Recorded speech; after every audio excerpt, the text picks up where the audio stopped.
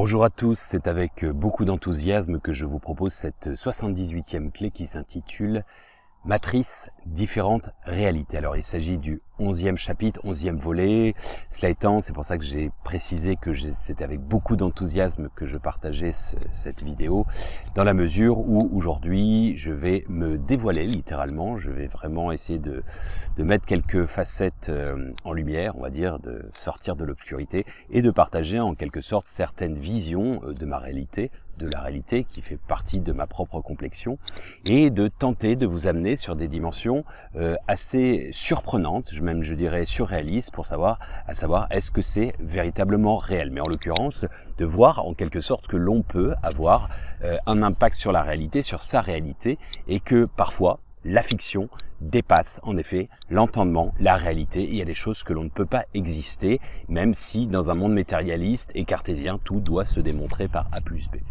Je vous invite véritablement à la regarder jusqu'à la fin. Encore une fois, je n'ai pas nécessairement besoin de faire de la promotion par rapport à ça. Vous le faites si vous le sentez ou pas. Mais je vous invite vraiment à aller jusqu'au bout, dans la mesure où je vais y mettre tout mon cœur. Alors, je vais commencer par des partages pour voir un petit peu cette notion de réalité. Alors, je vais vous dire, je me souviens, mon premier souvenir, il date, donc je suis né le 25 janvier 1980, et mon premier souvenir date du 14 juillet 1981. Alors, en fait, qu'est-ce qui s'est passé? C'était forcément la fête nationale française, et je me souviens très bien, je suis dans les bras de mon père, et en fait, j'ai l'impression que je pleure parce que j'ai l'impression que c'est l'apocalypse. Pourquoi? Parce qu'il y a, en fait, on est à Vendeuvre, donc il y a un lac, et sur lequel il y a un magnifique feu d'artifice, c'est dans l'est de la France, c'est dans la Meuse, et en gros, j'ai l'impression que tout explose, que c'est la fin du monde, c'est des explosions, que c'est la guerre nucléaire, etc. J'ai qu'1 an et demi, je ne sais pas parler, et je pleure, et je vois en fait se réverbérer. Donc en fait il y a les feux d'artifice qui partent dans le ciel et en fait qui partent aussi dans la terre. Pourquoi? Parce que ça se réverbère avec le lac. Alors en fait là, à ce moment-là, j'ai un sentiment vraiment de peur, de me dire c'est la fin, et en même temps je ne suis pas capable de l'exprimer avec des mots. Mais je sens en fait que j'entends que mes parents rigolent avec leurs amis, etc. Et en gros, ça me rassure et je me dis, voilà, c'est peut-être pas la fin du monde. Voilà. Donc, mais à ce moment-là, vraiment, pour moi, c'était la fin, quoi. Et bon, dans ma réalité, en fait, de petit enfant, eh bien, c'était, entre guillemets, même si on m'avait expliqué que c'était une fiction, enfin, que c'était pas une fiction, mais c'était juste pour s'amuser, de l'entertainment, eh bien, je ne l'aurais pas considéré, et en l'occurrence, c'était ma réalité. Alors, je me souviens que vers 2-3 ans, quand j'ai commencé à être conscient, j'avais cette profonde conviction que j'étais venu dans une période du temps, un cycle du temps, qui allait être révélateur, et que j'allais en être un acteur, alors évidemment de manière modeste et dans mon périmètre, mais que on allait vivre quelque chose qui allait être de l'ordre du changement. Alors j'avais pas les mots comme changement de paradigme, bien entendu, mais je sentais que, mon existence, ma durée de vie, allait amener à des changements incroyables qu'on n'allait jamais avoir vécu. Alors, est-ce que c'était réel? C'était ma réalité? Est-ce que c'était réel? Un psychiatre aurait pu l'analyser différemment. Alors, je vous ai déjà fait part de cette petite analogie, ce parallèle, mais c'était surtout une histoire vraie à la base. En fait, j'étais chez ma nourrice et je me souviens d'avoir été complètement marqué, traumatisé par une fiction à la télé. C'était un film l'après-midi, et c'était quoi? C'était en gros, c'était des gamins qui jouaient. Excusez-moi, je vous ai révélé le truc. En fait, c'était des gens qui étaient prisonniers dans une maison pour lequel il y avait une chaleur, ils n'arrivaient pas à sortir de la maison, les portes étaient bloquées, et il y avait en fait de la lave qui tombait de la cheminée, il y avait de la chaleur, etc. C'était très oppressant, etc. Je me souviens, j'avais l'impression d'être claustro, etc. Et en fait, comment ça finissait? Ça finissait, on partait sur un autre plan du film, et en gros, c'était des gamins qui jouaient dans une petite maisonnette, une maison de poupées, et la mère les appelait pour manger, et en fait, elle leur disait: ah mince, vous avez collé du chewing-gum dans la cheminée. Et en gros, c'était comme si ces petits gamins, en fait, c'était des géants, et pour lequel l'impact de leurs actes était réel pour une partie simulée, en fait. Et là, à ce moment-là, j'ai une prise de conscience en me disant, mais en fait, ça marche comme ça. Ça veut dire qu'il y a des géants qui jouent avec nous, donc je suis leur jouet, donc je vais essayer, pour être préservé, de les faire rire, et comme ça, ils vont entre guillemets, m'apprivoiser, ils vont sentir que je suis un petit peu leur bouffon, et donc du coup, ils me donneront la vie sauve. Alors, est-ce que c'était réel? Bon, je vous invite à méditer là-dessus. Évidemment, certains vont se dire, bah non. Cela étant, on a vu que dans la théorie de la simulation, ou au-delà de la notion art quantique, où en quelque sorte, on peut aussi être les muses de différents égrégores, formes pensées, entités, etc. Ça a peut-être un sens. Voilà. Donc, mais est-ce que c'est réel? Je vous pose la question. Alors, j'ai eu, je vous ai expliqué, j'ai perdu mon meilleur ami à l'époque quand j'avais 15 ans dans un dramatique accident de car à Roquemaure. J'en ai eu un qui était, enfin j'avais mes meilleurs amis, c'était Baptiste et Benjamin. Benjamin est sorti indemne de cet accident. Il a quand même perdu sa cousine et son frère. Et donc il y a eu plus d'une vingtaine de morts. C'était le 10 juillet 1995, et grâce à leur mouvement, la famille, etc., eh bien, quand vous portez une ceinture dans un bus, entre guillemets, c'est grâce à leur démarche. Voilà. Donc c'est pour ça que je la mets systématiquement en pensant et en mémoire, pour que justement ce, entre guillemets, accident et sacrifice ne soient pas vains. Et en l'occurrence, quand je dis accident, bon, ce pauvre monsieur qui était le conducteur, on l'avait fait, on l'avait poussé, etc. pour le rendement, la cupidité, et il n'avait pas dormi depuis 24 heures quasiment. Donc bon, bref, ce n'est pas de sa faute en soi, mais c'est la faute du système, de toujours la volonté de faire plus de fric, etc. On connaît l'histoire. Alors, en fait, qu'est-ce qui s'est passé donc quand il est parti? En fait, déjà j'avais plein de synchronicité, mais au-delà de ça, du genre je demandais des signes à Dieu, et j'avais par exemple, c'était à l'époque de You are not alone, tu n'es pas tout seul de Michael Jackson, et je l'ai eu plein de fois au moment où je l'ai demandé, mais j'avais eu plein de synchronicité comme telle. D'ailleurs, je me souviens que le départ, le soir de sa mort, j'étais avec mon autre meilleur ami Mathieu dans la maison de vacances, et toute la nuit, on a eu la lumière qui s'allumait. Donc l'interrupteur qui s'allumait, logique, sans appuyer sur le bouton. On n'a jamais compris de quoi pourquoi. Et bon, ça s'est passé comme ça. Alors, on va me dire, c'est peut-être une coïncidence, oui, sauf que c'était au même moment. Un an plus tard, qu'est-ce qui s'est passé? Le jour même de ces 1 an, enfin l'anniversaire de son décès, pendant toute l'année, j'avais demandé des preuves plus probantes de son existence, au-delà, etc., à Dieu, à l'univers, et en gros, j'en avais parlé à personne. Et donc, et je connaissais la date, c'était le 10 juillet, et le drame, c'était à 1h11 du matin. Et en fait, qu'est-ce qui s'est passé? En fait, tout simplement, moi j'étais au Lavandou avec mon autre meilleur ami d'enfance, Mathieu, et pour lequel on était sur le tourniquet. Alors on avait 16 ans, pardon, on n'avait pas fumé, on n'avait pas bu, on était complètement à jeun, il était 1h du matin. Et il y a un moment, en fait, est arrivé devant nous, en fait, c'était comme une allée, et en fait, est arrivé devant nous, enfin, comme une personne, enfin, une silhouette lumineuse qui venait dans notre direction, qui nous a regardé. Et normalement, la logique aurait voulu, si elle vient comme ça, elle vient dans notre sens. Et bien non, elle est repartie dans l'autre sens. Et ça a duré, la scène a duré 30 secondes. Mais sauf que c'était, en fait, c'était une silhouette humaine, mais enrobée de lumière. Et là, à ce moment-là, en fait, c'était comme dans un film, mon ami avec qui je n'avais absolument pas partagé cette histoire. Enfin, il savait que mon ami était décédé, mais disons que je lui avais pas dit. J'ai demandé des preuves, etc. Il se souvenait pas du tout de la date, etc. de l'heure. Il le connaissait, mais c'était pas vraiment un ennemi. Bref. Et il commence vraiment à flipper, et genre comme dans un film du genre, mais c'est quoi ça, mais qu'est-ce qui se passe? Et là, en fait, moi, j'ai un sentiment d'apaisement, et je lui dis, t'inquiète. Et en fait, je me sens, mais vraiment, je sais pas, comme si j'étais dans une béatitude, comme si j'avais ma réponse, et ce symbole, à la seconde même, je vous dis, à la minute même, il était 11h11 au moment où c'est venu vers nous, donc c'est venu, et c'est reparti. Voilà. Est-ce que c'était réel? Je ne sais pas. En l'occurrence, j'ai quand même un témoin, qui est quand même une personne qui n'est pas forcément beaucoup dans la spiritualité, qui est très cartésien. À chaque fois qu'on se revoit, eh bien, on en parle parce que c'est quelque chose qu'on n'arrive pas à expliquer. Alors, est-ce une hallucination collective? Ce qui arrive, il y a des cas de hallucination collective. Était-ce réel? Je vous invite à méditer. Alors, en 2001, je vous ai déjà fait pas mal part de cette histoire, mais je ne pense pas avoir mentionné l'histoire du livre.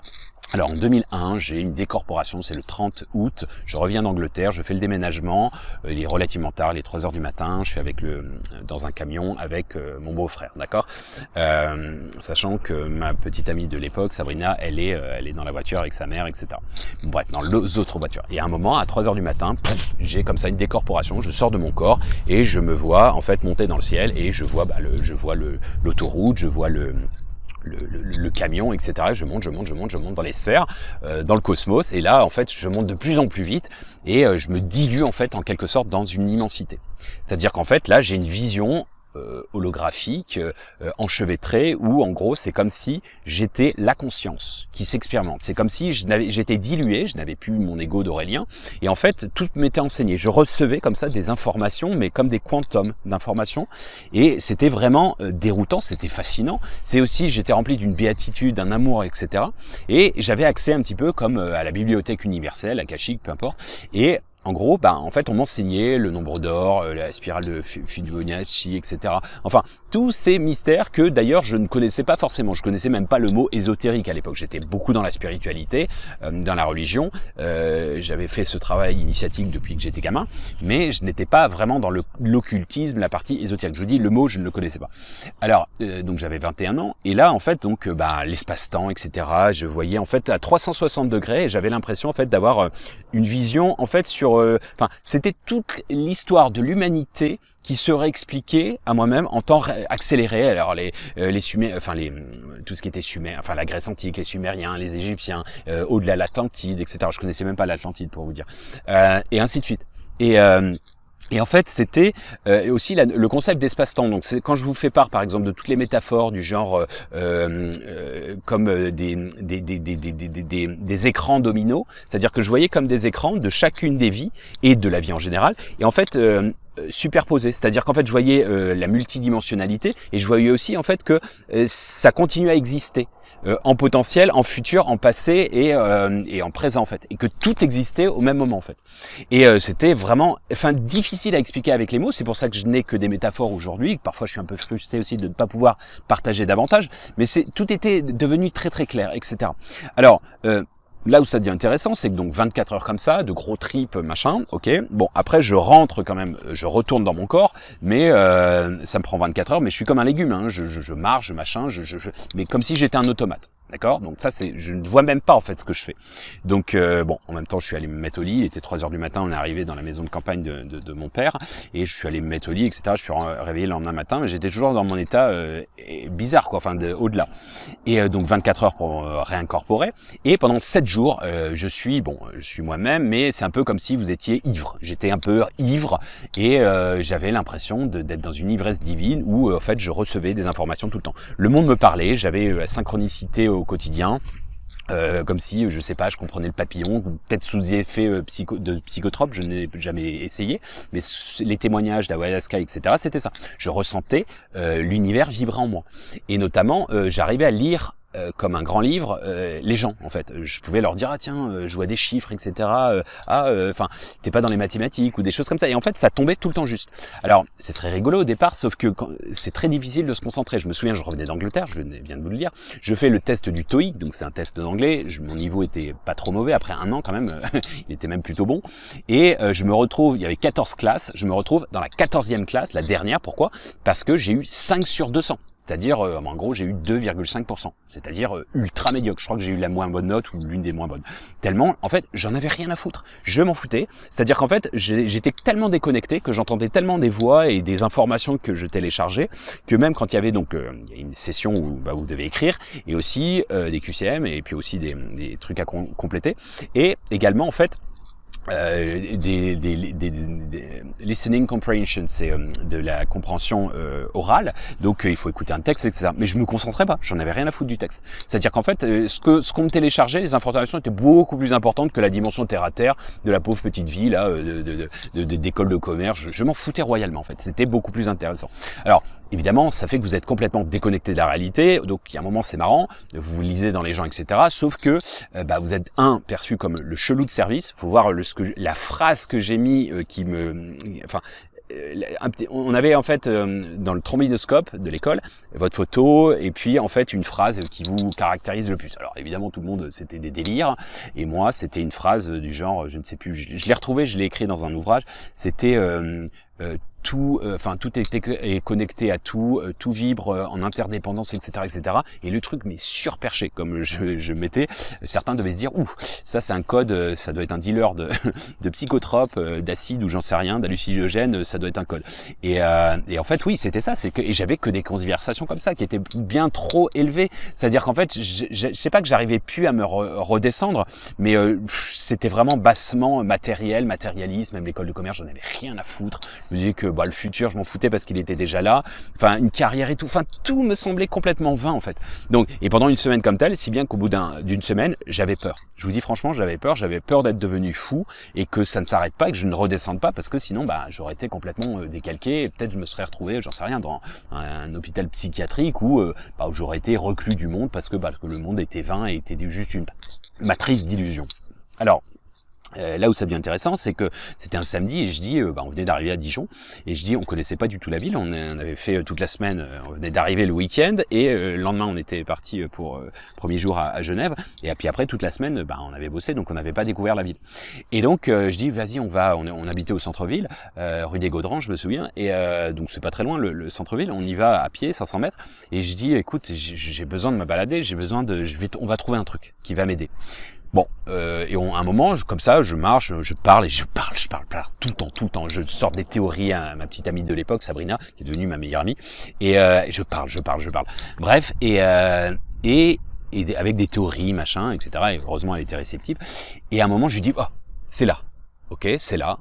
Et là, je rentre dans la Fnac, ok, j'avais pas calculé que c'était la Fnac, ok, donc je rentre dedans, sauf que la Fnac à Dijon, elle est quand même un peu grande, et là, je marche, mais pas en hésitant, en fait, je vais comme un seul homme, directement, affirmé, je connais le chemin, alors que je le connais pas du tout, et je tombe sur le département, non pas spiritualité, ésotérisme. Ok, ésotérisme, je ne connaissais pas le mot, je vous ai dit, et je dis à ma petite amie de l'époque, vas-y, choisis un livre. Elle n'en choisit pas un, puis deux, puis trois, puis elle analyse, etc. Non, elle en prend un comme ça au hasard. Vous imaginez, j'ai 200, 300 livres, j'en sais rien. Elle en prend un, elle me le donne, je regarde l'arrière et je lis, bon, c'est celui-là. Ok, on rentre à la maison, je commence évidemment à le lire. Et là, je le lis, je le dévore toute la nuit. Et en fait, ce livre, c'était exactement les théories que j'avais données à ma petite amie pendant une semaine, dans le même ordre. D'accord, et là, franchement, je dois vous avouer, était-ce réel? Eh bien, j'ai cru devenir fou. Et même cette histoire-là, à l'époque, pendant des années, enfin pendant plusieurs années, jusqu'à l'âge peut-être de 30 ans, je n'ai eu de cesse que de me dire oui, c'était réel, non, c'était irréel, non, c'était une illusion, j'ai complètement pété un câble, etc. Mais toujours en me raccrochant, en me disant mais il y avait ce putain de livre. Il y avait alors les théories, ok, on aurait pu se dire ouais, ok, bon t'étais dans ton délire, dans ton trip, ok. Mais le fait qu'il y ait ce livre, comment j'ai pu lire ce livre à distance en quelque sorte, et surtout qu'il y ait une personne qui puisse témoigner. Et elle en témoigne encore de la même manière. Bon, bref, allons un peu plus loin. Alors en 2007, du même ordre, j'ai eu une expérience assez particulière qui semblait complètement irréelle, c'est-à-dire qu'en fait mon grand frère, je vous ai expliqué, s'est suicidé malheureusement, il s'était emmouragé d'une dame et les petits voyages, les petits villages, les petites visions étriquées, critiquées, enfin bon bref, ça a été vraiment cacophonique et donc du coup il s'est donné la mort. Bref, donc c'était un peu pathétique, à l'âge de 78 ans, c'était un drame, pire que, enfin, je veux dire, c'est pas comme une personne qui décède naturellement à cet âge surtout. Bon, bref, et en fait, mon père me dit la veille, et il y a des empilements de conflits générationnels, le père, le grand-père, etc. Bon, moi j'étais en harmonie avec tout le monde, mais bon, ça restitue pas mal, la mort trait d'union avec l'éternité. D'ailleurs, j'explique ce passage, le personnage, ça s'est passé quasiment comme tel. Bref, et oui, il y a pas mal d'autobiographies dans cet ouvrage, mais comme dans pas mal d'autres. Et en fait, mon père me dit, est-ce que tu serais capable, tu te sens les capacités d'écrire un mot pour ton grand-père pour demain à l'église? Bon bah écoute, on va essayer quoi. Bon, et donc le soir avant de dormir, le lendemain on se réveillait relativement tôt, il fallait préparer, etc. Et puis l'office était, je sais pas, à 11h. Et donc je lui dis ok, oui, on va essayer, on va y mettre le cœur, on verra. Et là, page blanche, impossible de trouver une inspiration. Je sais même pas, on commence à gratter un truc. C'est que je me dis qu'est-ce que je vais dire, je ne sais pas, je ne sais rien dire au vu du contour dramatique, etc. Et du contexte dramatique, pardon. Et là en fait, bon, je m'endors quoi. J'abandonne, je m'endors et je pose mon stylo, etc. Et là en fait, donc je m'endors et donc au petit matin, je sais pas, vers 6h du matin, 5h du matin, un truc comme ça. En fait, je vois mon grand-père littéralement au-dessus de moi. Et je suis dans la pièce en fait. Donc je suis entre le rêve et la réalité. Je ne suis pas réveillé complètement, je suis entre le rêve et la réalité. Mais je vois la pièce, je vois encore où j'ai foutu mon crayon de la veille, etc., mes habits et tout. Et là, je le vois, ok. Après, il se met sur mon lit, il me tient la main comme ça, et en fait, il n'y a pas vraiment d'échange, on parle pas. C'est du genre, en fait, il me rassure, etc. Et il y a, je suis bien. Enfin, c'est une espèce de télépathie comme ça. Et en fait, de là, donc ça dure un temps, je ne sais pas, je ne peux pas estimer si c'est quelques secondes ou quelques minutes. Je n'ai aucune idée par rapport à ça. L'espace-temps se dilue. Et là, en fait, je me réveille, boum, d'un seul coup, d'un seul. Et là, immédiatement, je reprends le stylo, je ne réfléchis même pas, je me dis putain, enfin si, j'ai probablement ce sentiment de dire waouh, c'était tellement réel, et pourtant je me dis que c'est quand même un rêve, et je prends mon stylo, et là, j'écris un pavé comme ça, sans faute, sans rature, du genre, en général, quand j'écris, je vous dis franchement, je tape un truc, donc c'est l'écriture automatique, mais je vais revenir après coup à plusieurs lectures, peut-être une faute de frappe, peut-être un mot que je vais changer, parce que voilà, une tournure que je vais changer. Absolument rien, je n'ai absolument rien changé, et d'ailleurs, le texte a toujours été comme tel, et en fait, le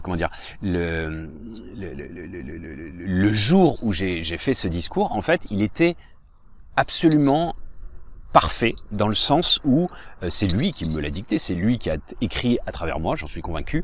En fait, il reprenait la métaphore de l'amour et de l'amour inconditionnel à respecter l'amour tel qu'elle était, c'est-à-dire le fruit de son suicide, et aussi en fait le pardon par rapport à son fils, par rapport en fait à toutes les générations, etc., etc. Et c'était tellement puissant, parce que vous imaginez bien que c'était ultra glauque, hein. Il y avait l'église qui croulait de monde, il y avait des gens derrière, et en fait là, il s'est passé un truc. Il y a vraiment, littéralement, un truc qui s'est passé. C'était vraiment comme dans un film. Il y a eu genre une espèce de grande lumière dans l'église. Et là, à la fin du discours, là, tout le monde s'est senti waouh. Et en fait, après on a chanté. Je me souviens plus du truc. Enfin, c'était un peu comme si j'étais en état seconde. Et tout le monde a chanté, on est ressorti, etc. Et là, les gens sont venus à moi, waouh, c'était fantastique, ton grand-père serait fier de toi, etc. Tout le monde me tapait sur l'épaule, me serrait la main, hein, le voisin, le frère ennemi qui venait chialer dans mes bras. Je me disais, c'est bon, vous êtes engueulé toute votre vie, qu'est-ce que tu me fais, mais si magré maintenant. Enfin, c'était plus humoristique. Et donc, ensuite, on va au lavoir. Au lavoir, c'est une tradition. Le lavoir, c'est lave le linge sale en famille, qui était le lieu c'est un lieu de fête désormais, mais c'était le lieu où les femmes lavaient. Donc on va là-bas, mais avant, son meilleur ami arrive et il me dit je suis sourd, j'ai pas entendu, mais tout le monde a dit que c'était extraordinaire, c'était formidable. Et là, en fait, je voulais mettre, dans le cercueil, en fait, ce fameux message, et je lui donne.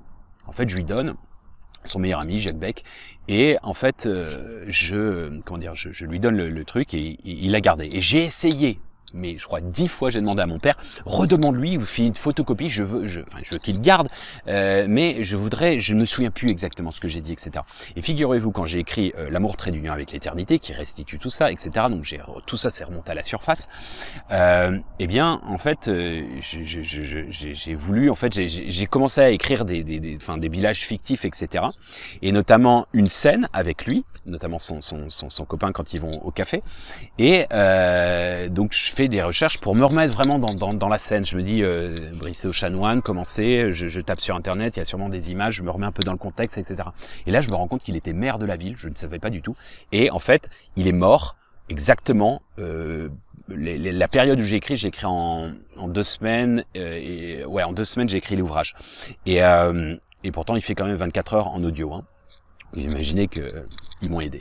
Bref, et il est mort exactement ce moment-là du Covid, justement. Bon bref, petit aparté, paix à son âme. Et voilà. Donc, et en fait, quand on est allé au lavoir, en fait, au départ, c'est la brioche, il y a un peu de bouffe, et puis il avait dit, je veux que à mon enterrement, on fasse pas la gueule, on rigole et on boive du bon vin. Et là, il y a un moment, c'est juste extraordinaire. Il y a un truc qui se passe et je sens la présence de mon grand-père. On l'a fait. On l'a fait et je vois en fait des gens qui commencent à restituer, parce que c'était un bon bout en train, il sortait toujours des blagues, etc. C'était avoir un bon vivant, la bonne bouffe, il aimait les femmes, il était un peu dragueur, il aimait la danse, bon bref, c'était un personnage. Et là, il y a un moment, les gens restituent, fait ses blagues et se marrent en fait, et je les vois se marrer. Et mon père sort Chevalier Milo, son cru, son vin, et puis d'autres bouteilles qui étaient un peu meilleures, on va dire.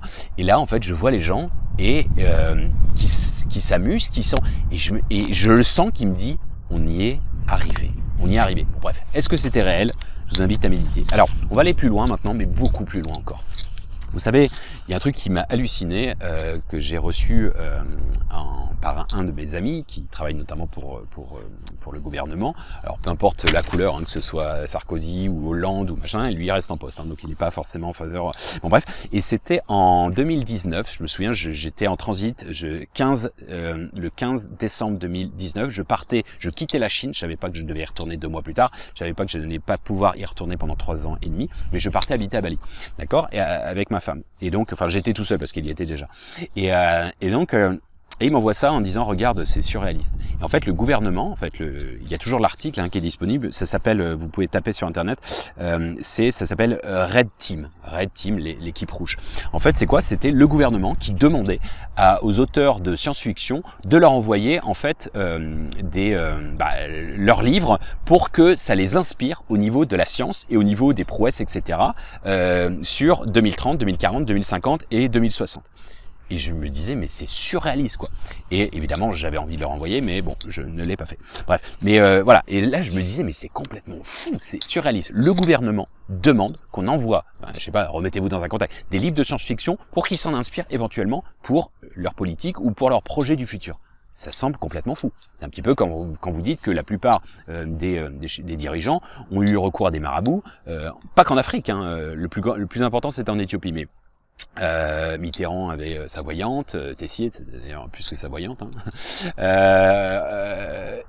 Enfin tous ont eu de l'occultisme. Quand Macron est derrière la pyramide au Louvre, c'est pas trop anodin. Surtout que c'est dans l'alignement de la défense avec tout ce qu'il y avait de mystique, Mitterrand, etc., etc. Alors, je vais juste vous faire part en fait des contes d'apothicaire, juste du schéma en fait à l'intérieur du livre de la créativité. C'est très métaphorique, c'est très occultiste et au-delà de quelque chose d'encore plus fort qui va complètement sortir du cadre de la réalité et de la fiction qui prend effet sur la réalité, sur ma vie en l'occurrence et sur différentes perspectives. Alors, image d'imagination, donc ça c'est il y a 7 contes initiatiques qui sont tous indépendants.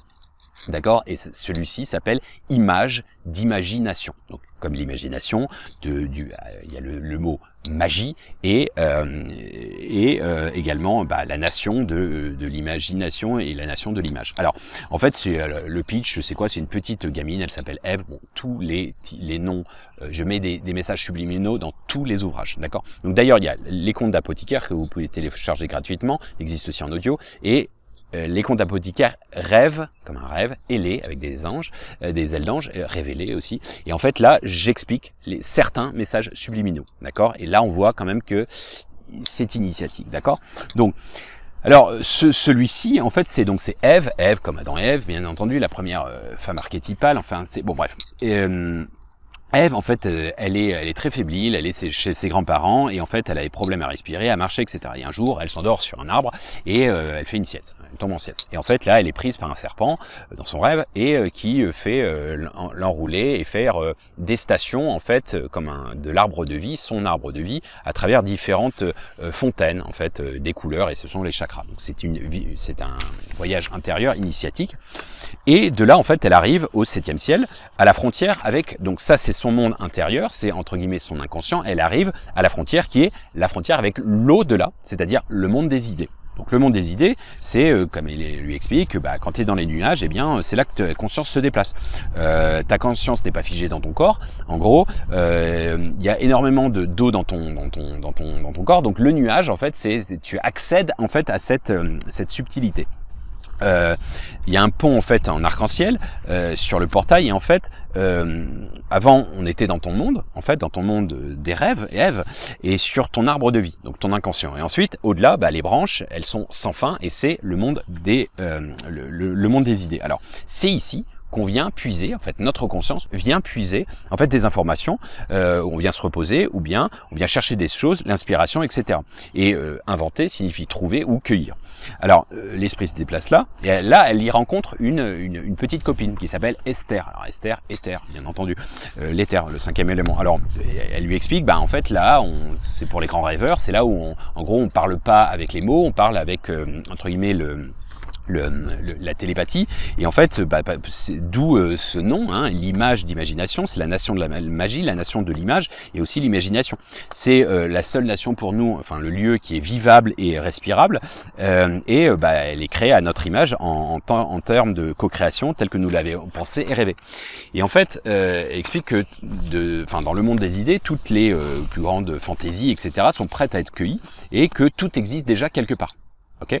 Et en fait, chaque chose existe au préalable, puis elle est cueillie, donc pensée, les gens y mettent de l'énergie dessus, lui fait prendre du poids, de la consistance, elle tombe dans le monde terrestre et se matérialise, et alors elles deviennent réelles. Ensuite, il y a un arbre des possibles, encore plus loin. D'accord? Donc, on va dire que le monde des idées, ce serait déjà ce qui est disponible en termes d'idées, préétablies, mais ce serait la mémoire akashique, donc quelque part prédéfinie et donc limitée. Et si on veut aller au-delà, en fait, là, c'est l'arbre des possibles, sur lequel on vient déposer de nouvelles choses. Donc là, c'est de la création pure. Et on peut aussi créer des forêts des possibles. Alors, dès que tu crois quelque chose, il est créé là-bas, et il descend au fur et à mesure dans le monde des idées, disponible pour ceux qui veulent se connecter à leur dimension supérieure, pour le faire télécharger comme un inventeur, etc. Alors, il lui explique, par exemple, je vous lis, regarde, par exemple, un jour, j'ai rendu réel le postulat suivant. Quand tu regardes les étoiles, ce sont les yeux illuminés des enfants sur d'autres planètes qui s'émerveillent du ciel étoilé. Donc ça, c'est la conscience que j'avais quand j'étais petit, c'est réel. Les étoiles filantes sont les enfants qui se sauvent pour éviter d'être pris dans leur contemplation. Du coup, cette possibilité s'est vue petit à petit conceptualisée ici, dans le monde des idées. Puis, un jour, alors que je lisais un conte d'un livre bidon à la bibliothèque intitulé « Les contes d'apothicaire », j'ai trouvé mon idée. Ça veut dire que l'écrivain a emprunté ici mon idée, entre guillemets, et dans cette énorme bibliothèque, en quelque sorte, que j'ai déposée au préalable dans l'arbre des possibles. Tu comprends? Bref. Alors, ensuite, dans l'intrigue, le grand-père, il est apeuré parce que sa petite fille a disparu. Donc, on ne sait pas si c'est dans le monde du rêve ou si... Donc, il prend un champignon hallucinogène et le chaman le guide pour récupérer sa petite fille. Sauf qu'il veut tellement, il y met tellement, de l'entrain qui fait en sorte qu'elle est expulsée du monde des possibles. Et même pire, c'est que donc ça crée une faille, une citadelle qui se casse, et également une citadelle qui se casse du monde des idées. Donc en fait là, il y a une grosse confusion, c'est-à-dire qu'en fait tous les personnages, toutes les fictions, toutes les informations du monde des possibles se déversent dans le monde des idées, qui se déversent en fait dans la réalité. Donc là arrive une cacophonie, les gens sont complètement hallucinés, ils ont l'impression de devenir fous, c'est-à-dire c'est comme si vous aviez des hologrammes, des espèces d'esprits, etc., des concepts en fait, comme je sais pas, des dessins animés, etc., comme et en fait c'est des illusions, des hologrammes, mais en fait des gens commencent à y croire. Donc s'ils commencent à y croire, ils les matérialisent, ils les densifient. Et donc du coup, certains qui étaient des illusions deviennent des êtres à part entière. Ils deviennent ce que j'ai appelé des néo-matériens. Donc néo-matériens, c'est terrien matériel. Ok. Et donc du coup, ça fait une cacophonie, on ne sait plus qui sont les vrais des faux. En fait, quelle est la réalité et fiction. Donc du coup, ils trouvent une solution.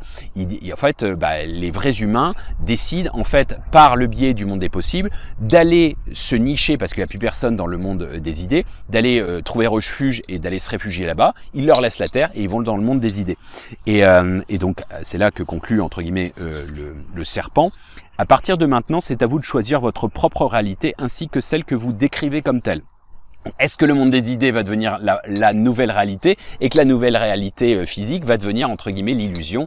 Voilà, je vous laisse méditer là-dessus. Mais dans cette nouvelle donne, plus personne ne savait concrètement où s'il se trouvait. Ève pouvait désormais marcher et pouvait respirer et marcher, courir à sa guise comme par miracle. Le serpent expliqua avec un ton grave: cette histoire n'est ni plus ni moins que le basculement chaque soir de chacun de ces petits lutins qui s'endorment en rêvant très fort à quelque chose. Ainsi, chaque matin, ils se réveillent alors en ayant l'illusion d'être un réel petit terrien allant à l'école de ce monde qui n'est peut-être que nouvellement le sien avec les souvenirs de celui-ci. Ce serait comparable au besoin du sablier de se déverser et se redéverser de haut en bas sans cesse pour que le sable ne se fige pas et que le mouvement soit aussi possible. Peut-être que la vie n'est autre qu'un immense sablier. Alors, et ensuite il enchaîne en disant: connaissez-vous l'histoire du vieux sage roi richissime, barré d'or, qui était persuadé d'être fou et pauvre, et qui s'opposait à l'autre bout de l'univers, dans l'autre monde, des idées inverses, à un vieil illuminé pauvre qui passait son temps à rêver d'être riche et sage. Chacun était la face cachée d'eux-mêmes, la face cachée d'une même médaille. Ainsi tournait la vie. Quant à vous, choisissez l'histoire qui vous semble la plus viable. À cet instant, Ève se leva, enfin, sa mamie les appelle pour manger, donc ils se réveillent d'un rêve commun. Et à cet instant, Ève se leva et marcha pour retrouver son grand-père. Donc elle se leva, elle sait marcher, alors que dans la réalité, elle ne sait pas marcher. Son papy n'en revenait pas. Alors je mets entre parenthèses, donc vous avez le choix, soit vous lisez n'en rêvez pas ou n'en revenez pas. Voilà, je vous invite à méditer profondément là-dessus. Tous ces textes sont extrêmement puissants. Mais on va revenir sur un autre truc là-dessus. Alors, quand je crée une histoire, pour vous dire, en fait, littéralement, elle se déroule progressivement, mais au départ, j'ai un flash.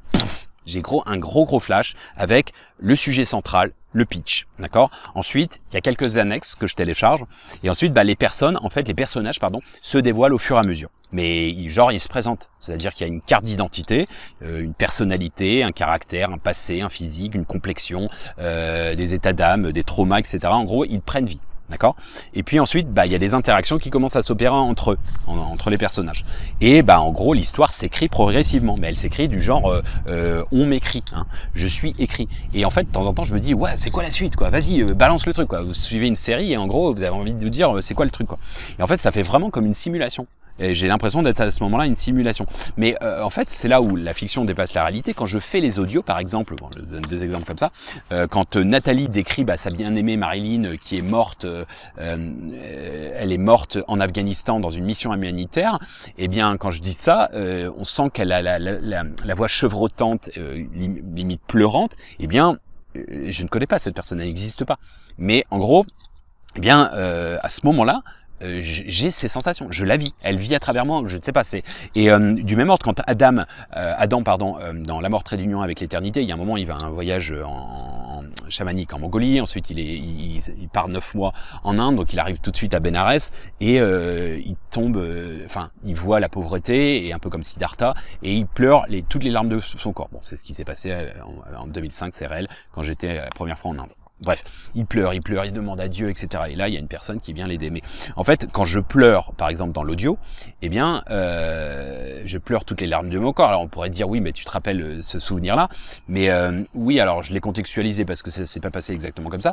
Mais ces larmes, elles sont réelles en quelque sorte. Bref. Alors en écrivant, en faisant ces audios, je pleure réellement, je vous dis. Et en fait, c'est comme si les personnages vivaient à travers moi ou moi qui vivais par procuration à travers eux. C'est un peu une sorte de, quand vous connaissez le mysticisme juif, Hasidim Haredim, c'est ce qu'on appelle un golem. Un golem, le golem de Prague, en gros, c'est avec de l'argile, en fait, c'est pour protéger la communauté juive de Prague, de République tchèque. En gros, il crée d'argile un Frankenstein, un monstre, et il lui met Evet, je crois, vivant. Il lui écrit en hébreu, et du coup, le personnage prend vie, et ensuite, il protège la ville, sauf que il s'en vient à être un petit peu, incontrôlable, et il serait logé aujourd'hui, c'est la légende qui veut ça, dans le toit de la synagogue. Bref, mais c'est le principe de Pinocchio, il donne vie à sa marionnette, ou bien Frankenstein, etc. Mais en fait, c'est ce sentiment, quelque sorte, encore une fois, ne vous méprenez pas, ce n'est pas un blabla, qu'on peut, je pense, avoir comme enthousiaste traversé par le divin. Je pense que Dieu, dans sa création, quand il crée comme ça des personnages, en fait, de simulation, en quelque sorte, il y a des interactions, et en fait, ça doit être ce sentiment-là qui doit avoir, entre guillemets. Bref, je pense que je vous invite à méditer là-dessus. Alors, justement, par rapport à ça, Petite anecdote qui est liée, bien entendu, il y a un fil conducteur dans cette pensée. Si je prends des notes, c'est que j'ai un petit peu réfléchi 2 secondes pour comment vous l'apporter. Je vous fais pas part de tout, mais alors, quand j'étais gamin, on avait peut-être 5, 6 ans, 7 ans peut-être avec ma sœur. En fait, il y avait qu'une télé en bas et je me souviens un soir, il y a les parents qui reçoivent des amis, donc on sait que c'est plié, on pourra pas regarder la télé. Donc il y a Disney Channel, on est dégoûté. Et donc, mais on se dit non, mais en fait, on va se créer une télé. Alors on prend un vieux carton, on l'ouvre, machin, on fait un système de bande et en fait, on fait un système de dessin. Donc c'est-à-dire des dessins, on fait du scotch et on fait, je sais pas, une bande de 20 mètres quoi. Et on fait des dessins qui se suivent. D'accord? Donc après on fait un système à l'intérieur, on le fait tout seul sans les parents. Et en fait ça fait un film en fait qui tourne comme ça. Et toute la journée on était trop excités. Ouais, ce soir super et tout. Je me souviens que ma mère nous avait fait des frites, on avait foutu dans un nous avait fait un hamburger aussi pour la première fois et on avait fait, j'avais dessiné McDo tellement j'y étais jamais allé et elle avait des filtres de café pour le foutre dans une barquette comme si on était trop excités, on se dit youpi, on va au cinéma, on va regarder notre truc et on connaissait l'histoire. C'était rigolo parce qu'on connaissait l'histoire, parce que vous le déroulez, mais vous la connaissez, c'est vous qui l'avez écrite. Comme du genre, parfois je réécoute des audios ou je lis des passages que j'ai écrits, je connais l'histoire, mais c'est toujours rigolo. Et là, on était tout trop excités. Mais là où ça devient intéressant, dans ce lien avec la co-création quand on divine, c'est quand vous le faites vous-même. C'est un peu moins marrant. Si jamais vous étiez à la base de la création de tout, les interactions avec les gens, c'est chiant à mourir. Donc, tandis que le fait du même ordre, je vais vous donner une métaphore, c'est comme si vous jouiez aux échecs tout seul, c'est chiant. Si vous jouez au tennis tout seul, c'est pas possible. Ou sur une table, c'est relou. Vous faites un smash, c'est vous qui vous le prenez. Donc, c'est intéressant de voir comment l'autre va se mettre en place par rapport à votre attaque, par rapport, quand vous jouez. Du même ordre, quand vous avez de la rhétorique, des échanges, des débats, etc. C'est intéressant de voir l'interaction avec les gens. Ah non, je pense pas ça parce que j'ai vu sous cet angle-là. Et là, vous ouvrez des champs de conscience. Donc, c'est ça la beauté de l'interaction de la vie. Mais par rapport à la création, c'est ça. Alors, revenons à nos contes d'apothicaire parce que là, ça va devenir un peu plus poussé. Alors, les contes d'apothicaire, je les ai écrits en 2015, d'accord? Donc, c'est pour mes petits-neveux à la base, Héloïse et Arthur, que je salue, et également pour l'enfant intérieur en sommeil de l'humanité, prêt à être réveillé, révélé. Alors, en fait, à l'époque, mes ouvrages que je fais, je les envoie à maximum 100 personnes, 10, 9,5 les lisent, jusqu'au bout 1,5 et 0,5 les comprennent. Ok, vous avez compris un petit peu. Alors, et je rêve évidemment d'être écrivain. Alors, parce que j'écris depuis que je suis gamin, quoi. Alors, c'est 7 livres indépendants initiatiques. Vous allez comprendre pourquoi, avec des messages subliminaux, etc. Le premier, en l'occurrence, c'est Aladdin, le créateur de Petit Magicien. En gros, c'est Dieu qui donne la portée de co-création divine à n'importe qui.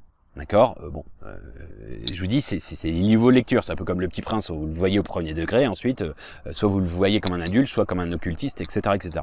Alors, il y a un ouvrage off, entre guillemets, qui est le deuxième, et qui est les contes d'apothicaire révélés, ok, pour dévoiler les mystères. Alors, le dernier conte, donc chacun sont indépendants avec des thèmes précis. Mais le dernier, le 7e ciel, le 7e, ça s'appelle les cris, les cris vains, qui servent à rien encore.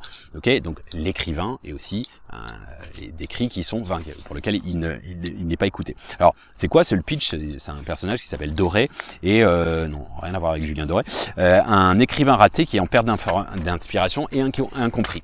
Alors, tous les personnages principaux lui réapparaissent. Et en fait, il a écrit les 6 autres contes. C'est lui le personnage qui a écrit les 6 autres contes.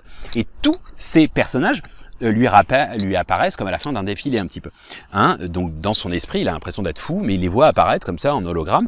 Et en fait, tous lui rappellent à la raison. Ils lui disent tout Doré, il n'est pas reconnu, il n'est pas connu ni reconnu, mais tout ce qu'il écrit prend vie, quasiment. Et ça le frustre en disant putain, j'aimerais tellement que les gens voient à quel point. Et en fait, il y a un moment donc il doute de son écriture, et en fait il y a un moment, il y a l'apparition de ces personnages, et notamment le premier qui s'appelle Aladdin. Je vous ai dit, moi, quand je vous dis il y a des messages subliminaux, la manière dont je l'ai écrit, Allah-din, dans le langage des oiseaux en arabe, Allah-din, ça voudrait dire la religion de Dieu. Et en fait, ce serait entre guillemets l'essence première divin. Bref. Alors, il lui dit, en fait, je ne t'ai pas créé pour que tu ne crois pas toi-même à tes personnages, dit les véhicules qu'ils transmettent. En gros, bah, c'est bien beau d'écrire des belles choses et tu vas les transmettre aux autres, mais si tu les mets pas en application et que tu n'y crois pas, ça sert à que dalle. Il lui dit, ta plume n'est pas suffisante. Tu as besoin d'être secondé et d'en avoir une deuxième afin de pouvoir voler. Ta plume n'est pas assez suffisante, tu vas avoir besoin de quelqu'un d'autre en quelque sorte. Alors, vous allez comprendre l'impact dans la réalité. Alors, Assi, donc ça c'est un personnage, à l'envers ça fait Issa, donc c'est Jésus en arabe, donc c'est le prophète. Issa, donc Assi, pardon, prit la parole et lui dit, c'est pourtant toi qui m'as appris la puissance, la force de la pensée créative. Ton problème, c'est que tu crées toi-même ton échec, tu ne crois pas à tes pouvoirs, donc quelque part tu t'autoralises. Aladdin ne fait que t'exaucer. To Me, donc c'est MeToo à l'envers, bon en 2015 l'histoire MeToo n'existait pas, parce que c'est un monde inversé en fait, c'est un monde parallèle inversé, je vous invite à le lire. Donc Assi a raison, tu devrais, comme je l'ai toujours appris, écouter davantage le marchand de sable, c'est lui qui insuffle les histoires, les contes, écoute-le, prête l'oreille, il sera le fruit de ton inspiration et ton meilleur serviteur. Tu devrais te réveiller un peu, il n'y a pas un monde féerique d'une part et de l'autre, un monde noir et blanc, vide de magie. En fait, il le rappelle en disant c'est bon, sors de ton truc, de tes créations, etc. Va dans la matière, il y a de la magie au quotidien, mais réactive-la en fait. Aziza, alors pourquoi? Parce que Aziza elle est dans un monde parallèle et Aziza, quand vous faites que vous l'inversiez Aziza, ça c'est toujours Aziza.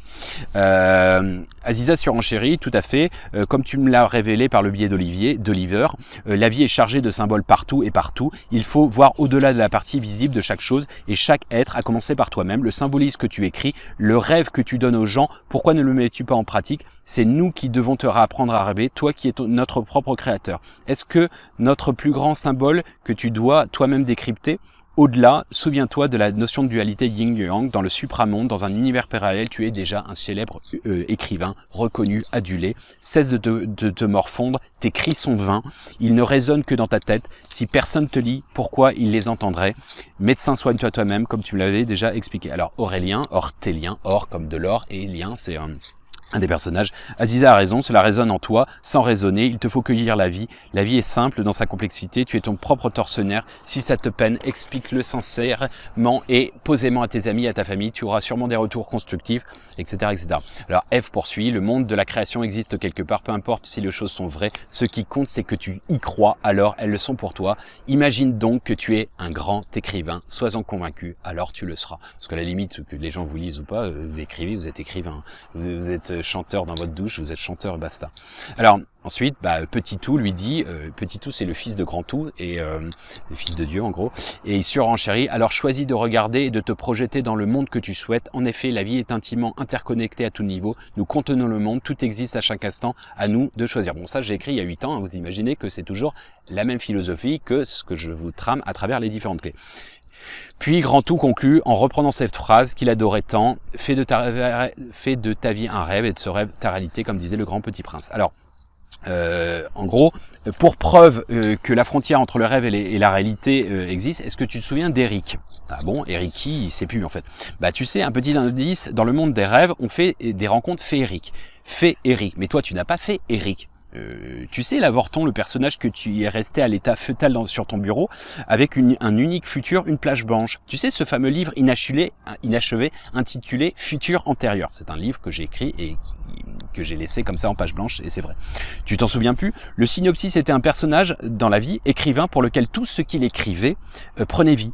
En gros, ces textes prenaient forme dans la réalité et dans sa propre existence, interférant forcément avec l'intrigue sans cesse en changement. Mais finalement, tu l'as laissé, n'arrivant pas à trouver une chute, une fin. Du coup, tu l'as abandonné, ne lui laissant que des pages blanches en guise de futur. Cela étant, celui-ci n'a pas perdu de temps et ne s'est pas cantonné à ces pages blanches. Tu lui as laissé comme latitude, à l'intérieur de son histoire, toute liberté pour créer et écrire lui-même ses propres scénarios qui ont pris vie à certains niveaux. Il a de fait établi une histoire quasiment autobiographique dans laquelle il est lui-même en manque d'inspiration, puis devant celle-ci lui apparaissent des personnages qui le conseillaient. À vrai dire, ce que tu vis ici, c'est ce qu'il a écrit, qui a été écrit par Eric dans l'ouvrage Féerique, ce qu'il a intitulé. Désormais, c'est comme si tu étais, c'était le scénariste de ta vie, reprends les rênes de celle-ci, il faut que tu lui recadres et lui remettes au statut de scribe en injectant une touche de grande créativité, mais en le canalisant et en établissant un cadre qu'il ne pourra plus franchir. Ce sera en quelque sorte ta poupée vaudou dont les effets seront sur toi, alors autant dessiner le dessin que tu préfères. Le dessin, c'est le futur, hein, le potentiel. Alors, on va y venir. En fait, chaque conte représente, je vous ai dit, un dessin, mais aussi un dessin infantile. Volontairement, en fait, j'avais des visions. Je voulais vraiment, je ne sais pas dessiner, je suis enfin, très mauvais en dessin, et je voulais en fait que chaque, enfin, déjà la couverture, mais chaque dessin représente quelque chose de très puissant, mais dessiné avec des crayons de couleur et comme un gamin, mais bien fait évidemment. Et en fait, j'avais la vision, mais complexe quoi, du genre dessiner Dieu sans visage avec en fait ses cheveux, ça devient la mer, ça devient les montagnes, etc. Enfin, c'était un peu perché l'histoire. Bon, et si vous lisez, vous regardez les trucs, vous allez vous dire ouais, c'est quand même assez perché. Et là, je me dis, je n'arriverai jamais à retranscrire dans la matière ça. Et je venais de rencontrer quelqu'un depuis peu, et cette personne me dévoile qu'elle, en discutant comme ça, qu'elle sait dessiner en fait. Donc c'est une histoire genre la personne elle sort de nulle part, c'est un elfe, elle est magnifique, elle est délicieuse, elle est belle comme le jour, etc. Et elle me dit ça. Donc l'elfe, on va lui donner un nom, il s'appelle Elif, hein, c'est la première lettre de l'alphabet hébraïque arabe, Aleph, Elif, pardon. Alif en arabe ou Elif en turc. Bon bref. Et en fait, ben, elle a fait remarquablement ces trucs, sauf que il y a un moment en fait, on sait, enfin, ce qui s'est passé, c'est que en fait, je lui mets, en fait, à force d'échanger comme ça, bon ben, c'est passé ce qui s'est passé, c'est qu'en fait, il y a un moment, je me souviens de me lever la nuit en me disant, Aurélien, avoue-toi-le, t'es amoureux, ça s'appelle de l'amour ça, t'es amoureux, tu la kiffes, t'es là, tu l'as dans le sang, tu penses qu'à elle, machin, et un peu comme si j'avais un conflit à l'intérieur, en me disant mais vas-y, c'est pas grave, accepte quoi. Et en fait, dans ce moment-là, en fait, oui, j'avoue, mais j'arrive pas à lui dire, etc. Et puis je suis pas forcément dragueur, un peu ringard, je sais pas. Et en fait, dans les contes d'apothicaire révélés, donc la partie, et je sais qu'elle va le lire, en fait, je mets, il était une fois un tonton qui était né, donc en fait, ça montre que grâce à eux, je revis, je renais tel le phénix, qui peut être comme le mythe le plus simple, le plus beau. Un enfant vous permet de renaître à travers sa naissance, de se relayer. Je crois, oui, j'adorerais qu'il continue cette histoire. Les enfants, Héloïse et Arthur.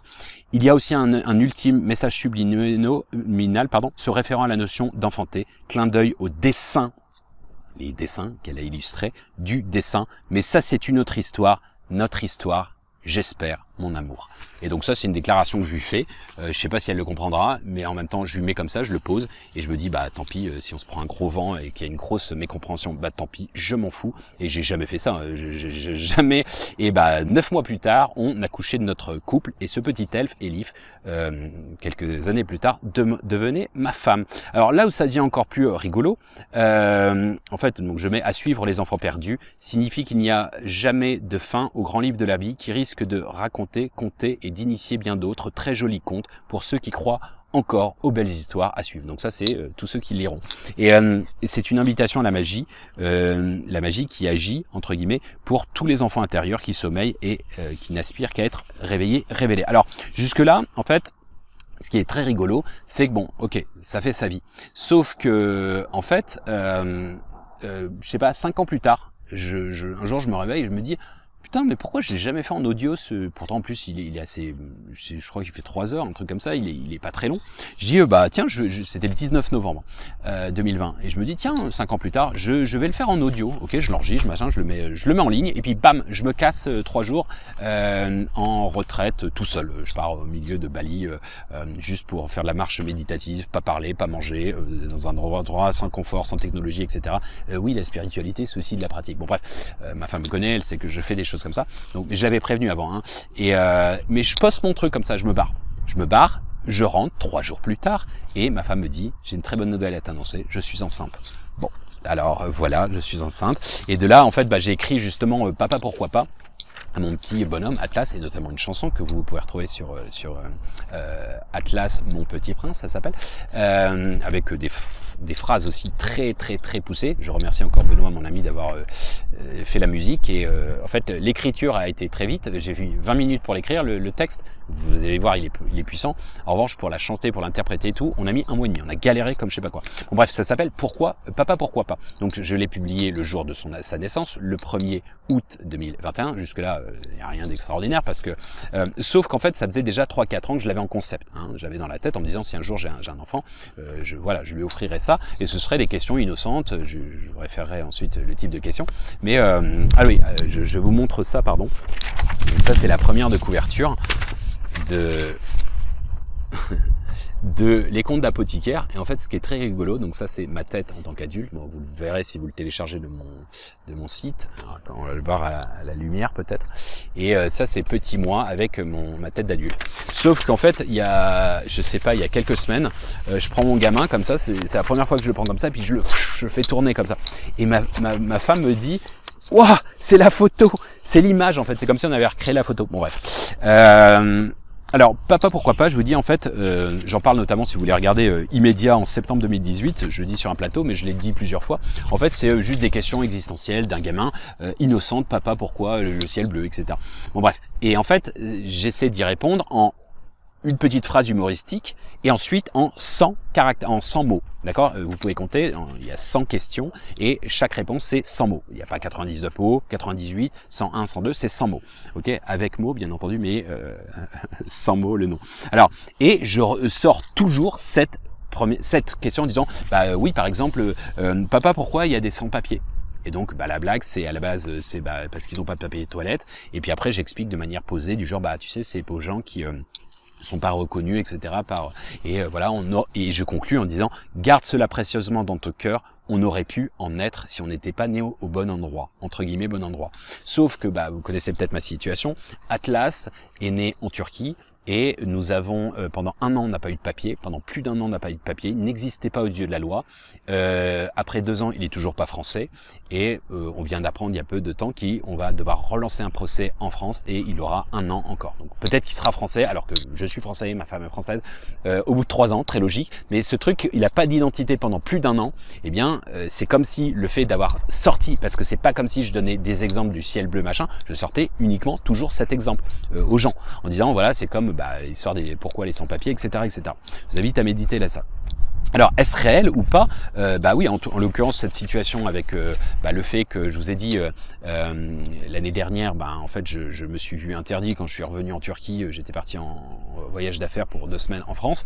Je suis rentré en Turquie. Je me suis pris 3 jours de centre de rétention à cause de problèmes administratifs de mon visa que je ne savais pas.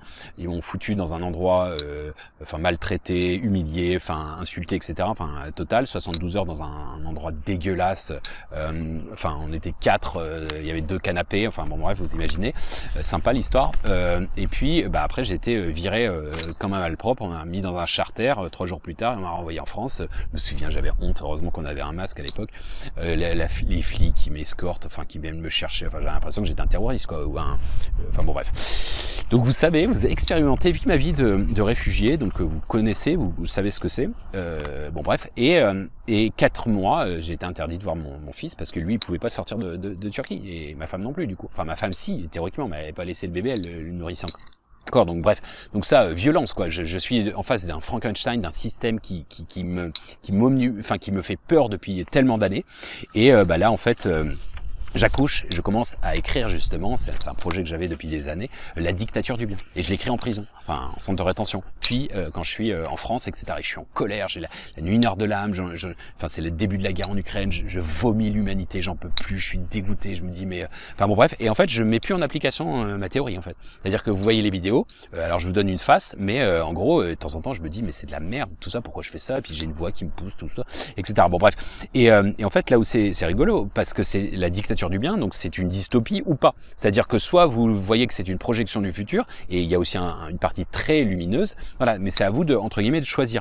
Mais à la fin, ce qui est très étrange, c'est que justement ça devient lumineux, donc sans dévoiler l'histoire, mais ça se passe en 2050, mais après on revient en 2022, et le gars en fait reprend ses esprits, revient dans un monde parallèle, et en fait, moment présent, et comment dire ça, sa petite amie, en fait, elle va à un entretien d'embauche avec une société géniale qui s'appelle New World, Nouveau Monde, qui fait du charity, etc. Enfin, qui essaie d'utiliser justement l'argent et le business pour essayer de créer de belles choses, des associations, etc., etc.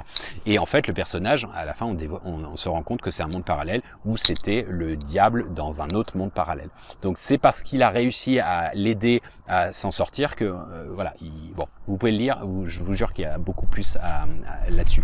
Mais là où c'est très rigolo, c'est qu'une semaine plus tard, donc il y a une dame, Sophie, que je salue, qui me contacte, j'ai vu une de tes émissions, j'ai vraiment envie de discuter avec toi, j'ai un truc à te proposer, etc., etc. Et donc elle est en partenariat avec Jonathan Cohen, que je salue également, et en fait qui est dans un projet, et elle me dit voilà, on voudrait que tu en fasses partie, etc., etc. Et ça s'appelle comment? Je vous le donne en mille, New World. Si vous ne me croyez pas, regardez, enfin contactez-les si vous voulez. Alors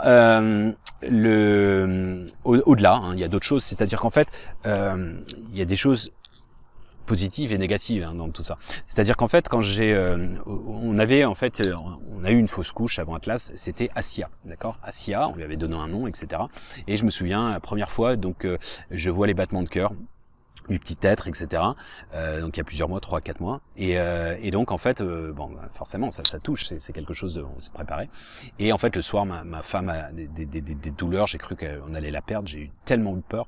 Et elle fait une fausse couche, donc je vous fais pas un dessin comment ça se passe, mais bon, c'est pas très glorieux. On fait quoi? On tire la chasse d'eau. Enfin, à ce moment-là, faut être dans la matérialité. J'ai pris le truc et je suis allé l'enterrer. Quand vous voyez les premières vidéos que je fais à Bali, dans l'arbre magique, le bel arbre orange qui a été offert par mon meilleur ami Benoît pour mes 40 ans, mais j'ai enterré là. Donc en fait, à chaque fois que je faisais les vidéos, c'était aussi un moment, malheureusement, avec toutes ces histoires, on a perdu la villa et faudra que je tope à la corde pour aller dans le jardin pour demander aux voyageurs de temps en temps de pouvoir aller là-bas. Bref, je ne suis pas matérialiste dans ce sens, mais peu importe. Alors, et à ce moment-là, quand j'ai perdu l'enfant, en fait, je me suis assis sur les toilettes et j'ai remercié Dieu, j'ai senti Dieu et j'avais un pouls. C'était les battements du cœur que je sentais, que j'avais vu le matin. Donc vous allez dire, est-ce que c'est la réalité ou pas? Je suis complètement fou. Et en fait, ça faisait... Et je me souviens, je vous dis, à quel point j'ai eu un flash en disant ah mince, on a cassé le truc, vas-y on le remet, enfin mais vraiment de la folie, comme je sais pas, comme si vous avez votre gamin qui a un accident, qui est mort, et vous essayez de penser que vous pouvez le réanimer, quoi. Et là, on va le remettre en toi, quoi, dans ton... Et en fait, et là j'ai cette voix de Dieu, entre guillemets, qui me dit, c'est moi, le vivant, à l'initiative de la vie. Et là, j'ai ce battement de cœur qui ne me lâche pas pendant 12 heures.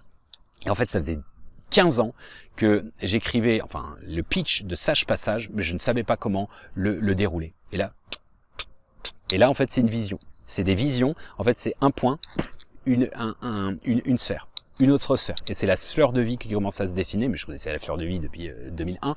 Mais les thèmes, en fait, les thèmes avec des couleurs, etc. Et vous retrouvez dans l'ouvrage justement la symbolique comme telle. Et en fait, toute la trame m'est révélée cette nuit-là, grâce à ça, à ce moment-là. Donc en fait, Sage Passage est né de l'avorton, entre guillemets, de Assia. Et là où ça devient plus inquiétant ou plus étrange, et d'ailleurs les contes d'apothicaire en audio vient en octobre de cette année-là. Mais 6 mois plus tard, donc j'écris La mort trait d'union avec l'éternité, sur le trépas, sur la mort, mais pas que, sur l'au-delà. Et en fait, le jour où je le finis, je me souviens, c'est le matin, on va à l'hôpital pour faire des tests. Et là, on a l'échographie d'Atlas. Et là, je vois... Et là, la vie devient réelle. Et pourtant, j'écris un texte sur la mort. Mais là où ça devient intéressant, c'est que c'est pas moi qui ai choisi Assia, mais je trouvais magnifique ce prénom, et évidemment, on va pas le réutiliser. Et Atlas, c'est pas moi non plus, c'est sa mère. Bref, et en fait, on découvre, après coup, qu'en fait, dans la mythologie, accrochez-vous bien, Assia se sacrifie pour donner naissance à Atlas. Alors ça, je ne savais pas du tout. Un pur hasard, entre guillemets. Était-ce réel ou pas? Je ne sais pas, en tout cas. Et là où ça devient étrange, encore une fois. Donc Sage Passage, donc c'est un ouvrage qui dépeint un monde éthérique, etc., très autobiographique, mais enfin au-delà, hein, c'est une vision, c'est une civilisation éthérée, le nouveau paradigme, etc. Et ça, en fait, je l'ai traduit en anglais, Sage Passage, Utopia, l'utopie à l'intérieur de toi, en quelque sorte, et ça révèle ma meilleure amie, Ali Gardner, américaine de San Francisco. C'est la première personne je suis la première personne, qu'elle a rencontrée quand elle est arrivée à Bali en 2017, je crois. J'étais à une table, on était dans un endroit, ça s'appelle le Yoga Bar, où tout le monde discutait avec tout le monde. Je travaillais là, et on a parlé 5 heures, je crois. Bon, bref, on est vraiment devenus très bons amis, complices, etc. Et elle a lu ce livre, elle a été subjuguée. Elle m'a toujours dit, c'est le plus beau livre que j'ai lu. Elle en avait les larmes aux yeux, elle me disait, mais comment on fait pour y aller? Et je disais, justement, tu comprends pas que dans le livre, il explique, tu vas devoir en fait créer, entre guillemets, une chaîne YouTube. Tu vas devoir créer un ouvrage, tu vas créer une communauté, tu vas créer une école, tu vas créer tout ça. Et ça, c'est des projets de plateforme, des bonnes idées, etc. Tout ça, c'est notre travail, en fait. C'est la fiction, mais c'est censé... Donc du coup, on était censé faire créer une nouvelle communauté. L'école, bon, ça c'est moi qui l'entreprends, mais et en fait, elle adorait. Et en fait, elle en faisait la promotion à tout le monde. Donc elle était éditrice à la base, et elle m'a proposé de l'éditer. Mais en fait, avant ça, il y avait synthèse de synthèse, parce que c'est les 100 citations en français, mais c'est avec le langage des oiseaux. Allez faire du langage des oiseaux en anglais quand c'est déjà en français. Déjà, lisez-les. Vous allez en français déjà du mal à avoir tous les livres de lecture, mais le faire en français. Donc, moi, je les avais traduits pourtant. Je l'avais fait relativement vite, mais après il fallait l'éditer. L'édition, on l'a fait ensemble en face à face. C'était 4 à 5 heures tous les samedis matins pendant, je crois, quasiment 9 mois, d'accord, pour accoucher de nous-mêmes. Et ensuite, Sage Passage, on reprenait les phrases, mais après dans un contexte, etc. Et donc, elle était obnubilée par ça. Elle a même créé un groupe Facebook qui s'appelle comme ça 5D Utopia, et elle avait mis justement toutes ces citations avec à chaque fois des illustrations que j'avais choisies sur Internet ou créées moi-même. Bon bref, et elle était obnubilée, subjuguée par ça, elle me disait tout le temps comment on fait pour y être, etc. Et en fait, elle était une hypersensible, et en fait, elle avait du mal en fait à accepter la dureté de la vie en fait. Et pourtant, elle avait 46 ans, les élections, Covid, les guerres, etc. En fait, elle avait des angoisses, elle n'arrivait pas à le gérer. C'est-à-dire que ça, c'était quand j'étais gamin, j'avais la même chose, mais de là, enfin, en étant adulte, voilà. Et en fait, si vous voulez, donc elle voulait en fait qu'on crée des communautés, c'était le but en fait, etc. Et en fait, dans le livre, dans l'ouvrage, donc Sage Passage, en fait, il y a un moment, en fait, le personnage, pour le dévoiler un peu, en fait, il lui dit, mais je suis toi dans le futur. En fait, c'est son double quantique qu'il rencontre. Et éthéré, qui vient de la 5e dimension, mais c'est son futur. Et il lui dit, par contre, il faut que tu fasses quelque chose. Ta petite amie, ma future femme, si tu fais bien les choses, aide-la. Parce que en fait, elle va trépasser à cause justement de la sinistreuse ambiance. Elle est trop hypersensible, et en gros, elle va être subjuguée par la négativité, elle va baisser ses vibrations, et en gros, elle va se donner la mort. Or, j'ai appris en janvier de cette année, et j'étais bouleversé, que ma meilleure amie, Ali, s'était de la même manière suicidée, et s'était donné la mort. Et je dois vous avouer que j'y pense tous les jours, et je l'ai vue en rêve, et elle m'a dit que c'était apaisé désormais, que c'était un choix qu'elle avait fait, et qu'elle souhaitait accéder directement. Alors évidemment, mise en garde, cet ouvrage est pour faire rêver, il est pour le matérialiser tout de suite. C'est pas d'y aller, c'est pas de se flinguer, etc. Mais voilà, évidemment, vous doutez bien qu'on pense à une part de responsabilité. Bon, elle était dépressive, etc. Mais voilà, c'est quelque chose où, oui, ça a eu un impact de la matière. Je sais pas parce que j'ai écrit ça qu'elle l'a fait, évidemment. Mais voilà, c'est déroutant. Je vous invite à méditer là-dessus. Je suis désolé, ça fait un petit peu... ça casse un peu le... Mais bon, vous savez, la vie n'est pas que rose en soi. Hein. Elle est rose parce qu'elle est mise en relief par la noirceur aussi de temps en temps. Hein. Pourquoi on apprécie le beau temps? Parce que parfois il fait mauvais temps et qu'on a des difficultés, c'est ça la magnificence. Si je vous montrais une vie aseptisée au quotidien, que j'avais pas de difficultés, que je n'avais pas marre parfois, que, eh bien, je serais une image, une illusion, mon imagination, un surmoi ou autre, et ce serait pas moi. Mais on a tous des difficultés. C'est en ça qu'il nous faut être solidaires.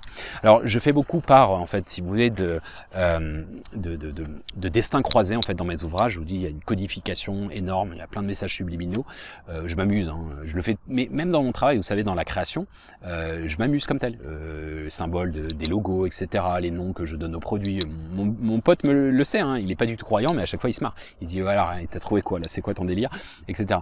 Et en fait, dans les destins croisés, qu'est-ce que j'essaie de faire par là? J'essaie de montrer cette théorie qui sous-entendrait qu'on a 7 connexions dans le monde. C'est-à-dire que vous preniez n'importe quel pygmée au fin fond de l'Amazonie ou j'en sais rien, au fin fond du Lesotho en Afrique et autres, vous avez cette connexion qui vous lie. C'est-à-dire mon père a un ami, mon père, un ami, 2, dont le collègue 3 travaille avec un chercheur 4 aux Pays-Bas et dont la meilleure copine 5 de sa femme 6, grand anthropologue, a étudié une tribu perdue en Amazonie et s'est lié d'amitié avec le chef de la tribu 7 et qui vit comme il y a des millénaires. Eh bien, en fait, mon père connaît le pygmée au moins il y a 7 générations. Alors, 7 pas de génération, 7 liens. Alors par exemple, Nathalie, dans La mort trait d'union avec l'éternité, en fait, elle est en couple et elle figure, en fait, elle a fait la mission humanitaire de Baraka. C'est pas des suites, hein, mais de Baraka. Et c'est là où elle a été enseignée par Issa et Myriam, par exemple. Et elle a évolué alors qu'elle était athée et elle va transmettre sa connaissance qu'elle a reçue à un peu comme ce qu'on refile en fait à sa petite amie Gabriella. Qui est censé créer une chaîne YouTube, le passe-partout de la craie des champs, et c'est au moment où je l'ai écrit, je me suis dit, bah ouais, on va le faire. Voilà, donc en fait, c'est le livre qui m'a poussé à le faire. Est-ce que c'est réel ou pas? En l'occurrence, oui. Ensuite, Nathalie, elle enseigne à sa compagne, machin, et bon, ça je vais le dire, pardon. Le cousin éloigné d'Adam, le personnage principal, en fait, il vit à Bali, et il a écrit un livre que le grand-père lui recommande, qui s'appelle Sage Passage, et un centre holistique. Bon, vous aurez bien compris. Alors 4, l'histoire d'amour avec Adam et Aurore. Et à un moment, elle dit, tu sais, j'ai lu un livre une fois, ça s'appelle le livre à la bibliothèque, Les Contes d'apothicaire. C'est un gars, en fait, je me suis rendu compte qu'il avait écrit en parallèle un autre pour une déclaration à sa femme, etc. Et donc il y a Adam qui est un peu jaloux, qui dit, ouais, mais ça c'est du pipeau, enfin, c'est une fiction ton truc, enfin, bon bref. Et donc il fait allusion à ça. Charles Attan, dans dans la dictature du bien, eh bien, le personnage s'appelle aussi charlatan dans le paradis artificiel, alors que ils ont 2 fonctions différentes. C'est comme si c'était un univers parallèle, un multivers dans lequel il y en a un qui fait mal, et il y en a un autre qui se comporte dans le mal, mais différemment, par exemple. Walter Alter dans paradis dans Sage Passage, eh bien, je les avais déjà utilisés, un changement de clone, etc. C'est un projet que j'avais écrit en 2003, 10 volumes, il fait le bouquin, je l'ai jamais rendu public, et qui s'appelait Projet Éternel. Bah ouais, il était tellement Projet Éternel qu'il était éternel pour moi le projet. Donc jamais je l'ai rendu public, il s'appelait déjà Walter Alter, comme si justement il y avait un multivers où ils n'avaient pas eu la même fonction, ils avaient été recyclés pour faire Sage Passage. Voilà. Et d'ailleurs dans La dictature du bien, la fin, en fait, je reprends textuellement exactement les 3 fins au choix optionnels de Baraka. Comme si, en fait, tous les chemins mènent à Rome et au Dôme. C'est-à-dire qu'on peut arriver à un futur lumineux décrit dans Sage Passage, exactement comme dans Baraka, etc. C'est-à-dire qu'encore une fois, c'est pour jouer sur cette notion de multivers. Alors, vous savez, si vous regardez ce magnifique film de Don Juan de Marco, qui n'est pas très connu avec Johnny Depp, c'est un gars qui est à moitié, on ne sait pas si c'est dans le réel ou dans la folie, sauf qu'en fait, il est touchant, on sait qu'il avoue que c'est de la folie, etc. Mais en fait, il arrive à séduire tellement profondément son psychiatre, c'est Marlon Brando, que lui-même tombe de cette folie douce du romantisme et reconquiert sa femme, etc., etc. Donc en fait, c'est cette histoire de se prendre au jeu, de croire aux belles histoires, parce qu'aussi, qu'est-ce qu'est la réalité par rapport à ça? Je ne sais pas, je vous invite à réfléchir et méditer. Alors, je vous ai déjà expliqué ce fameux titre, certains des livres, certains, ça figure dans Synthèse de synthèse. Certains des livres de nos présents et gothiques. Cela étant, l'analphabète se dit des livres qui ne sont que des symboles sans sens. Le matérialiste se dit des livres qui sont onéreux, que la couverture est dorée ou poussiéreuse ou encore délabrée. Le rêveur se lit des livres que ce sont des portes donnant vers de nouveaux horizons, élargissant son champ de conscience et sphère de perception de manière illimitée. L'initié, le simple illettré ou illuminé, perçoivent des livres présents partout et partout dans l'unique grand livre de la vie. Alors, je finirai sur une autre phrase, mais je vais juste vous faire part en fait des différentes questions. Je vous invite à y réfléchir. Vous mettez sur pause si vous voulez. Mais différentes questions auxquelles, que je soulève dans Papa, pourquoi pas, et qui invitent la réflexion de chacun. Papa, pourquoi poser des questions? Papa, pourquoi vivre? Papa, pourquoi on respire? Papa, pourquoi on mange? Papa, pourquoi on va aux toilettes? Papa, pourquoi on dort? Papa, pourquoi dans la vie on commence toujours par le début et pas par la fin? Papa, pourquoi les arbres poussent vers le ciel et les pommes tombent sur terre? Papa, pourquoi il y a des couchers de soleil? Papa, pourquoi il y a des marées? Papa, pourquoi il fait moche? Papa, pourquoi le ciel est bleu? Papa, pourquoi il fait nuit? Papa, pourquoi on meurt? Papa, pourquoi des gens ont peur de la mort? Papa, pourquoi il y a un paradis, un enfer? Papa, pourquoi il y a un jugement dernier? Papa, pourquoi certains croient en Dieu et d'autres pas? Papa, pourquoi il existe plusieurs religions? Papa, pourquoi certaines grandes personnes prient et offrent des cadeaux aux gens comme Petit Jésus ou Bouddha rigolo? Papa, pourquoi Dieu laisse faire les injustices? Papa, pourquoi il y a des injustices? Papa, pourquoi certains disent que les fantômes existent et d'autres pas? Papa, pourquoi tonton dit souvent « je suis comme saint Thomas, je ne crois ce que je vois ». Papa, pourquoi le diable aime faire le mal? Papa, pourquoi il y a des guerres? Papa, pourquoi il y a des tremblements de terre? Papa, pourquoi l'homme détruit la terre? Papa, pourquoi aimer la nature? Papa, pourquoi il faut pas gaspiller l'eau? Papa, pourquoi on travaille? Papa, pourquoi l'argent existe? Papa, pourquoi la maîtresse elle dit que la vie est une lutte et qu'il faut se battre? Papa, pourquoi faut devenir quelqu'un? Papa, pourquoi je dis je? Papa, pourquoi le voisin, il se laisse pousser les muscles? Papa, pourquoi le voisin, il nettoie sa voiture tous les jours? Papa, pourquoi mamie dit de tonton qu'il est possédé par la possession? Papa, pourquoi la mode, ça existe? Papa, pourquoi la technologie, ça existe? Papa, pourquoi on parle de progrès? Papa, pourquoi il y a des frontières? Papa, pourquoi on doit avoir une carte d'identité? Papa, pourquoi il y a des sans-papiers? Papa, pourquoi on parle pour s'exprimer? Papa, pourquoi on parle français? Papa, pourquoi on vote? Papa, pourquoi il y a des lois? Papa, pourquoi on doit aller à l'école? Papa, pourquoi on doit apprendre? Papa, pourquoi on étudie l'histoire vu que c'est passé? Papa, pourquoi mamie dit toujours le temps passe trop vite et papy tout est trop long? Papa, pourquoi on parle d'espace-temps et c'est quoi le rapport? À l'école on dit qu'il faut pas mélanger les choux et les navets. Papa, pourquoi il y a des gentils et des méchants? Papa, pourquoi il y a des beaux et des moches? Papa, pourquoi il n'est pas... On dit parfois il n'est pas conscient ou il est inconscient. Papa, pourquoi il y a des gens heureux et des autres tristes? Pourquoi le sportif pleure alors qu'il a gagné le tournoi? Papa, pourquoi dans le métro il y a des gens, les gens ils font des têtes tristes? Papa, pourquoi on a créé des villes? Papa, pourquoi on a créé l'Union européenne? Papa, pourquoi on parle de mondialisation? Papa, pourquoi notre système ne marche pas, comme dit papy? Papa, pourquoi mamie dit que le monde va de mieux en mieux et papy le contraire? Papa, pourquoi tonton dit que la psychologie c'est des conneries, c'est des trucs de riches? Papa, pourquoi les grands disent des gros mots? Papa, pourquoi pourquoi à l'école, il y en a qui disent qu'on n'arrivera jamais à l'âge de nos papas parce que l'humanité aura sombré? Papa, pourquoi certaines personnes mettent toute leur vie sur les réseaux sociaux? Papa, pourquoi les réseaux sociaux sont dangereux, comme dit Tata? Papa, pourquoi les réseaux sociaux, quand tu mets un chat mignon, il y a des millions, voire des milliards de likes et un beau texte touchant, profond, un ou deux? Papa, pourquoi les stars sont beaucoup aimées et connues et Madame Rabat-Joie, la voisine, elle fait beaucoup de caritatifs mais personne ne l'aime ni ne l'admire? Papa, pourquoi il faut douter de tout comme dit tonton? Papa, pourquoi tonton dit que les journalistes sont tous vendus? Papa, pourquoi je me sens triste quand je vois les actualités? Papa, pourquoi certaines personnes mentent? Papa, pourquoi on a mis des masques pour le Covid? Papa, pourquoi on vieillit? Papa, pourquoi il y a des maisons de retraite? Papa, pourquoi on fait des commémorations? Papa, pourquoi beaucoup de gens disent être attachés à leurs souvenirs? Papa, pourquoi la maladie existe? Papa, pourquoi tonton dit que la médecine c'est un commerce? Papa, pourquoi tonton il sent mauvais dans la bouche, gratuit? Papa, pourquoi il y a des films à la télé? Papa, pourquoi les grands ils aiment bien boire un canon, surtout papy? Papa, pourquoi il y a des gens pas honnêtes? Papa, pourquoi on ment aux enfants sur le Père Noël? Papa, pourquoi le Petit Prince il dit on ne voit bien qu'avec le cœur? Papa, pourquoi l'amour existe? Papa, pourquoi on se marie? Papa, pourquoi certains sont jaloux? Papa, pourquoi les femmes et les hommes ne sont pas égaux? Papa, pourquoi les femmes gagnent moins? Papa, pourquoi certains divorcent? Papa, pourquoi avoir des enfants? Papa, pourquoi les pays pauvres, les gens ont beaucoup d'enfants et dans les pays riches, peu? Papa, pourquoi les enfants ne peuvent pas avoir d'enfants? Papa, pourquoi si ça n'existe pas la magie, on en parle? Papa, pourquoi les enfants courent toujours après les pigeons? Papa, pourquoi ce livre? Papa, pourquoi pas? Voilà, je vous invite à méditer là-dessus. Car ce rêve éveillé ne s'éveillera jamais puisqu'il n'est que rêve, mais aussi parce que ce rêve éveillé sera à jamais puisqu'il n'est que rêve. Voilà, je vous invite à méditer sur tout ça. Il y a eu beaucoup d'émotions, il y a eu un grand partage. J'en avais déjà parlé à travers mon ouvrage Récréation, disponible en audio ou également en ouvrage à télécharger, dans la manière où à la fin, mais bon, il fait 6-7 heures, donc forcément tout le monde ne va pas jusqu'à la fin et je n'ai pas évoqué tout ça de la même manière, mais différemment et sur d'autres points.